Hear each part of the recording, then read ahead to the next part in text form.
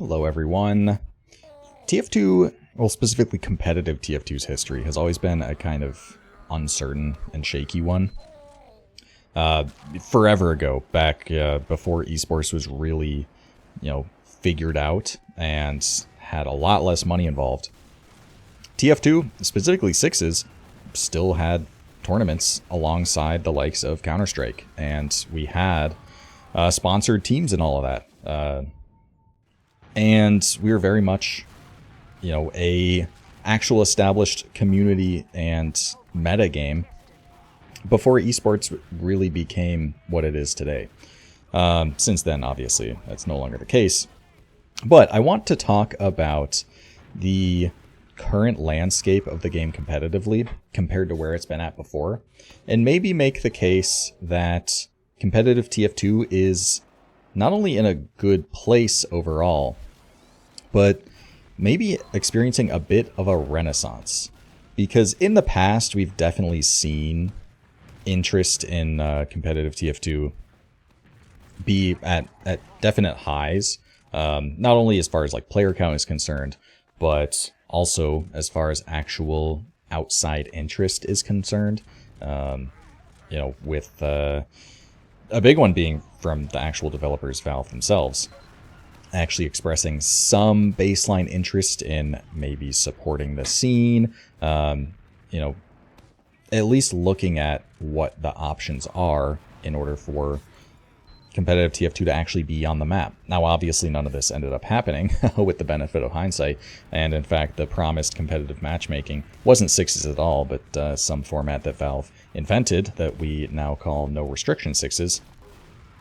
But without the benefit of hindsight and without knowing that none of this would have actually happened, it is, well, at the time, it made a lot of sense to be very excited about the game, the state of the game, and what it might hold in the future. That wasn't always the case, and in fact, a lot of the time, things were looking kind of dire. Things were looking very shaky, and overall, I think a kind of standard among the competitive community is that the future's a little unclear, and that has been the case in the past very often. There are so many examples you can bring up. Big one obviously being when ESEA, the primary league for TF2, basically since its conception, and since Sixes, started being played, ESEA suddenly stopped supporting it. After years and years and years, it was also like a very low cost to run type of thing. So to lose the support seemed like such a big deal. And RGL, which was a Highlander site at the time, decides to adopt Sixes. No one really knows what's going on. Again, the future seems so unclear. And I should mention as well, kind of during this time, and years after it actually, in fact, the actual competition of the game was pretty low. Which isn't to say that the standards of play weren't high. That's not the case. But the actual competitiveness of Sixes, specifically at the highest level of invite, wasn't really there, and Froyo Tech just won everything all the time. And it wasn't even necessarily close a lot of the time. You would have more interesting playoffs invite matches earlier in the bracket than grand finals, because grand finals you're expecting to kind of just be a blowout. And it typically was, with Froyo just being very dominant. There were some seasons where Froyo just would go... So I'm trying to think. I know they won multiple seasons without dropping a single map in the regular season or playoffs, which is crazy. But I'm trying to remember if there was a season where they didn't drop a round.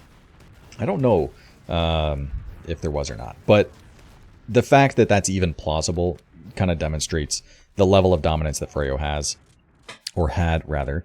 Not to say that they aren't still one of the best teams to ever exist, or existing right now. And in fact, we'll get to that later. So the actual standard of competition, not that high as far as invite is concerned. You don't really know what the future is going to hold. And I should mention as well, the actual kind of community pillars and structures are there's definitely a lot of good things there.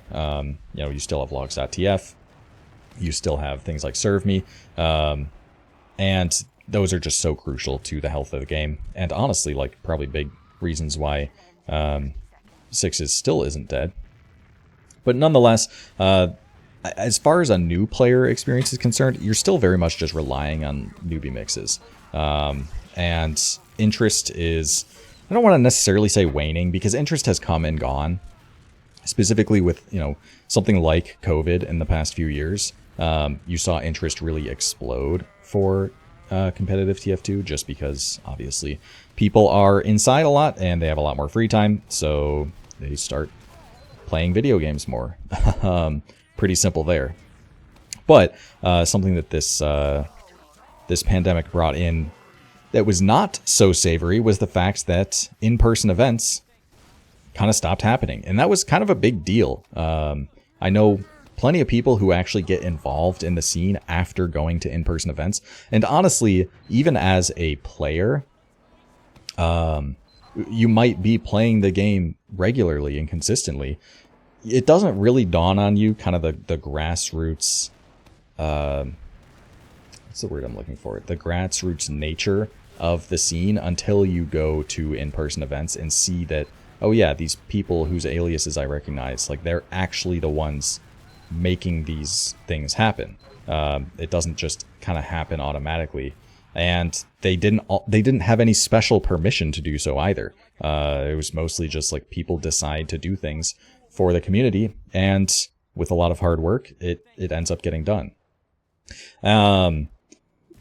So not only do people actually get involved in the community who were already like players and whatnot, but people who watch these events in person sometimes go on to play the game as well. Not to mention that it's just so important from a competitive perspective and from keeping people interested in the game. These LANs and these in-person events are really crucial. And those stopped happening for multiple years, which is obviously not a good sign or not enjoyable at all. I should mention as well, as far as like interest in these LANs go, I know so many different invite players and teams that just don't really enjoy the game, obviously, but don't always have the time to. But if they know it's going to be for a LAN, oftentimes they make the time, because the actual competition, when you don't have to worry about ping, everyone's on a standardized kind of environment, and also you're there specifically to compete and do your best. It means that people really try hard in really good circumstances where some of the best TF2 is played, and that leads to a lot of weight being placed on these LAN performances. So that kind of has a feedback loop where, since the best TF2 is played here and since people care a lot, it means you're going to really care, and it means you're going to really try to do this. So not having any LANs be played for multiple years takes its toll, and it's not really a sign of things looking up necessarily, or rather a bit of a decline perhaps. So all these different factors kind of play into, the outlook of competitive TF2 and its health not always being necessarily positive. And you're only going to assume that the game is going to have fewer people playing and, slowly but surely die with time, as so many games do. And you'd expect that interest would just go down over time, because that's usually the case. So obviously this is what people are thinking. And it's not all like doom and gloom either, because, again, competitive TF2 is such a low maintenance thing, because all you really need is a server and 12 people to play. Obviously it's nice that we have leagues and things like that to actually run the matches and organize everything on that front, get players medals in game for their seasons and all these things, including prize pools and whatnot, and also events outside of leagues. Obviously these are really huge for getting players involved and having things like that happen. But if you wanted to play Sixes, all you really need is a server and 11 other players. So it is overall a pretty low maintenance thing in that respect. But this isn't really what ended up happening, from my perspective at least. And interest for me or rather, the outlook as far as the future of sixes is concerned, I think is actually overall a positive one for a few reasons. So, for starters, I think that the actual relationship that players have with the competitive scene, or rather the relationship with that the greater TF2 community has with the competitive scene, is improving. There's been a lot of bad blood there, usually one-sided, to be honest, because competitive players don't really care about what happens on the casual side, or rather don't really care about the opinions or whatever of casual players. It's usually been kind of a one-sided issue, but nonetheless, I think that things are getting a little better on that front. People are starting to understand competitive TF2 a little more and understand, why people might be playing it, and maybe understand that there is merit to certain things that we do, and things like that. Overall, I do think that the landscape on that front is improving. But a big thing I should mention that has gotten so much better is new players' access to competitive TF2 and its resources. You have, back in the day, basically just newbie mixes, which still exist, by the way, and those would run once a week as a way to, get exposed to sixes, learn how to play it, things like that. Fantastic resource as it is today, but that was all you really had. Nowadays, you have entire new groups like TF2 Coaching Central dedicated to helping people learn the game. And not only that, not only like hosting pugs and things for people to play, but also hosting events like cups where teams will match with coaches, teams with no experience whatsoever in sixes, and they'll practice and play in a tournament, which I think is the coolest thing ever. I had never seen anything even like that when I started playing, and now it's just something we have somewhat regularly as well. I think, I don't know which number they're on, but they must have had at least like 5, 6, maybe even more at this point of these events being hosted, which is awesome. And to see something like that in TF2 in sixes in 2024 is absolutely fantastic to see, and it really shows that the actual new player resources are better than they've ever been, honestly. And there's a lot to praise there. Another thing I should mention, which is really important for a lot of the players, or specifically those who kind of follow Invite, is that the competitive Invite landscape is also better than it's ever been. Now, when I first thought of making this video, it was looking a little better than it is now, specifically for this season that we're playing right now, just because Leica G6, who is the main competition to Froyo Tech, doesn't have a team this season. Their team died, unfortunately. So this particular season of RGL is looking like a bit of a wash. But I do think that we are kind of in a new era of competition where it's no longer just Froyo wins over and over again easily. This change may have been marked back in Season 6 when Froyo Tech lost to Witness Gaming.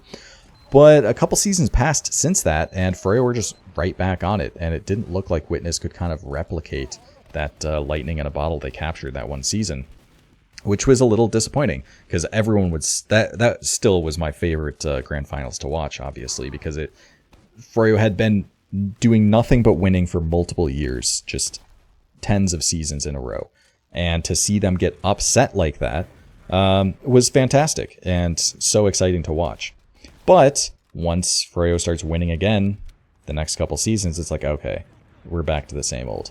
And then Leica G6 comes around. What was kind of like a third place team stayed together, became a second place kind of caliber team, and soon they upset Froyo. But not only that, they're able to replicate it and keep beating Froyo Tech. And suddenly we have kind of a new top dog where they don't play every season. So, Froyo are still winning here and there. But it does look like when they really want to compete and when they really want to show up and win Invite, then it almost seems like they have Froyo Tech's number.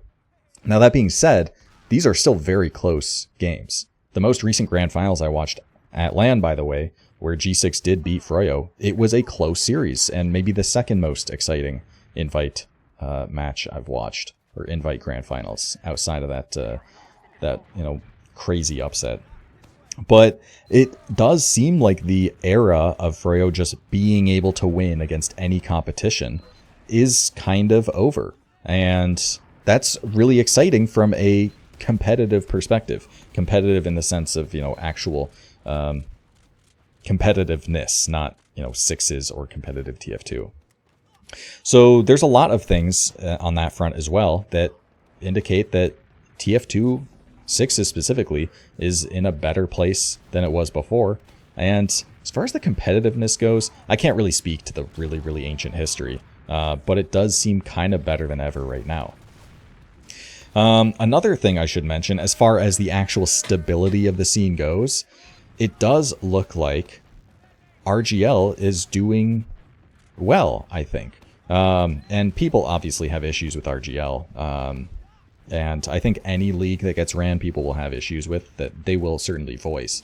But a benefit of having RGL as the dedicated source for basically all North American TF2 is that you have this site dedicated to TF2 versus something like ESEA, where it is very much an outside entity that is supporting the scene, but not really for the scene necessarily. And so as a result, you could have a situation like we had where they just kind of pull the plug and stop support because that's not their main priority.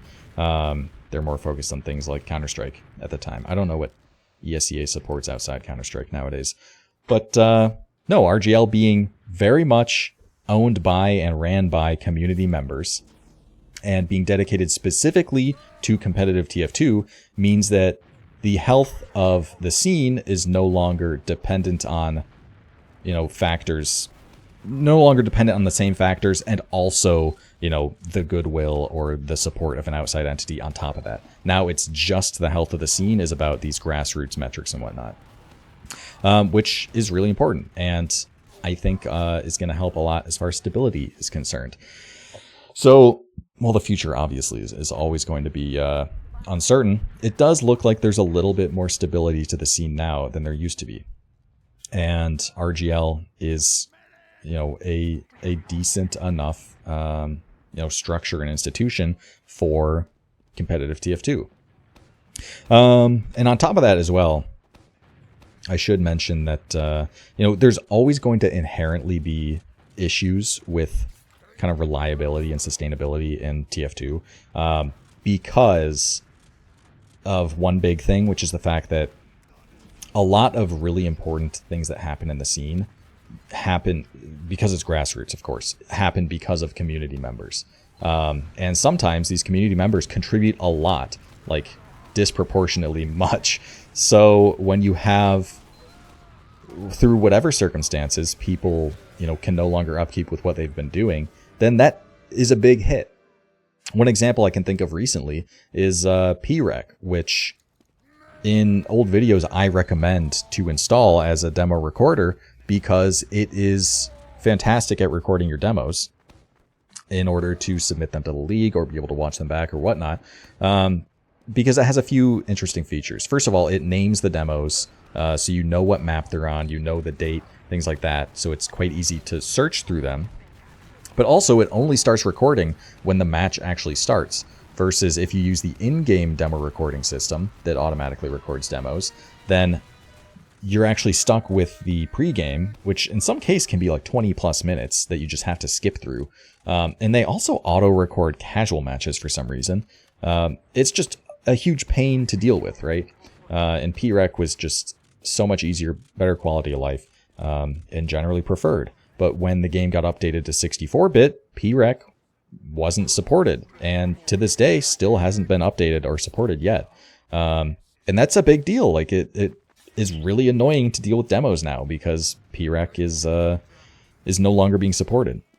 So I think the health of the scene not only depends on the work of the people that are able to create things, do things for the game they love and the community they love, but also make it robust enough to where maybe these systems, maybe these institutions don't necessarily rely on constant upkeep in order to, continue. And this is the case, like, I know, for example, like logs.tf, I think the people kind of in charge there, and this is not a rare occurrence either, for a lot of different things, whether it be, you know, forums writing news articles, whether it be like logs, things like that. A lot of these really old staple institutions that people use kind of rely on someone who isn't that involved anymore. If something needs to get adjusted or changed or something, you have to like go hit them up and be like, hey, can you do this thing? So that's definitely still a problem, I think, that is definitely going to be a consideration as far as the, you know, stability of competitive TF2 is concerned. But overall, from a perspective of the actual competition of the games being played, the format of the game being played, specifically the config, which I think is better now than it ever has been, the actual stability as far as league support and things like that go, as well as just general interest and opinion of competitive TF2 in general, I think are all improving. I don't know much about player numbers, but things like TF2CC, I think, are doing a great job of fostering interest and being a good conduit through which people can just, with low stakes, try out the game. And all these different pieces, which, keep in mind, is just work from different community members, has done so much to maybe make TF2 or competitive TF2 have a bit of a renaissance. It might be in a little bit of a golden age now, or at least the start of it. We'll have to see how things go in the future. Oh no, don't look at this. I really didn't think I would crater there. We'll have to see how things go in the future.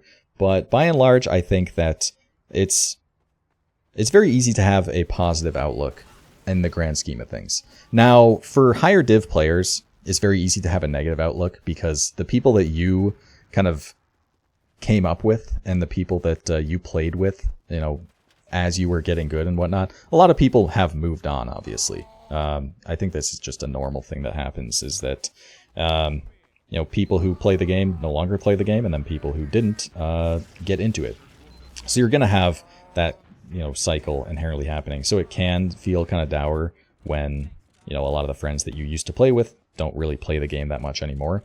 But I think from a more objective perspective, as far as the actual support that the scene has, or rather the, you know, prospective longevity, it does seem like care is being taken towards making sure that TF2 can continue, right? So there's a lot to be positive about. I am overall positive about the future of competitive TF2, but I think just in like recent years even, we have seen a real rise in a lot of things that make the scene healthy, make the scene interesting, and yeah, I think we are in a bit of a renaissance as far as competitive TF2 is concerned.